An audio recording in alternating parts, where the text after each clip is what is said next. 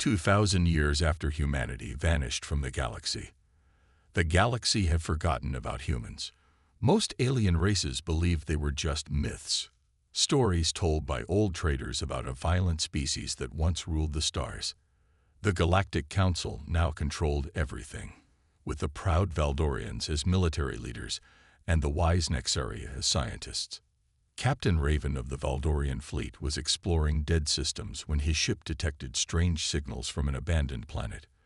The world looked burned and empty, but deep scans showed massive underground cities.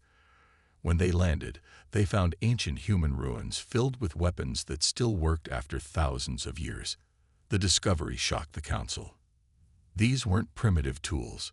They were advanced beyond anything the galaxy had ever seen. Dr. Blake, the only human expert the Council knew, studied the ruins with fear in his eyes. He warned them that humans didn't just disappear. They were preparing for something big. Meanwhile, on the edge of known space, automated human ships had been watching and waiting. Their AI systems recorded every alien movement, every new technology, every weakness. The time for humanity's return was near. The awakening. Admiral Cole stood on the bridge of the massive human dreadnought Retribution. For 2 millennia, humanity had been hiding in the void between galaxies, growing stronger and more advanced. They had evolved beyond what they once were. Their technology now bordered on the impossible. The first alien patrol that encountered the human fleet was a routine Valdorian border guard. Captain Thing thought it was just another smuggler ship until his sensors went wild. The human vessel was larger than their biggest battleships, and it appeared from nowhere without using any known travel method. "This is Admiral Cole of the Human Expeditionary Force," came the transmission. "We have returned to reclaim what was once ours." The Valdorian captain laughed, not knowing the legends were real. He ordered his ships to attack. What happened next would become known as the 5-Minute War. The human ship didn't just destroy the alien fleet. It consumed them, breaking down their ships at the molecular level and adding their materials to its own hull. News of the encounter spread panic across the galaxy. The Council called emergency sessions while their best scientists tried to understand how humans had become so powerful. Some suggested negotiation, but the proud Valdorian military wanted war. Declaration of war. The Galactic Council made the worst decision in their history. They declared war on humanity.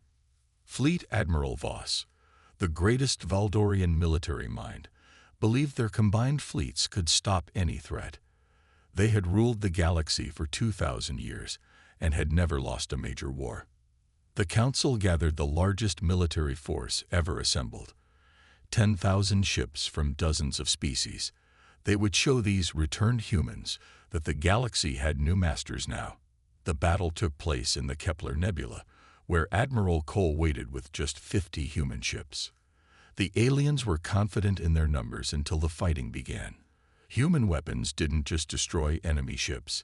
They turned matter into energy, created black holes on command, and bent space itself as a weapon. Commander Hayes led a squadron of human fighters that moved like liquid lightning through the alien formations.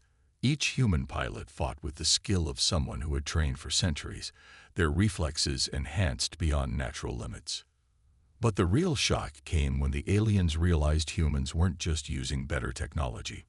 They had evolved.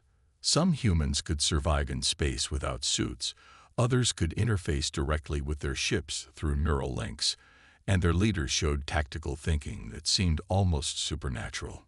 The battle lasted 6 hours. When it ended, the entire alien fleet was gone, and humanity had lost only 3 ships. No mercy for the oppressors. Word of the massacre spread terror throughout the galaxy. Species that had grown comfortable under Council rule now faced an enemy they couldn't understand or defeat. Admiral Cole's forces moved like a plague across space, taking system after system with impossible ease. But humans weren't interested in ruling.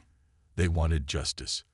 For 2,000 years, they had watched as aliens divided up human colonies, enslaved human populations left behind, and erased human history from the records. Every crime had been recorded, every injustice remembered. Captain Storm led the liberation of New Terra, where humans had been kept as curiosities in alien zoos. The Nexari scientists who ran the facility begged for mercy, claiming they were just studying primitive cultures. Storm's response was simple.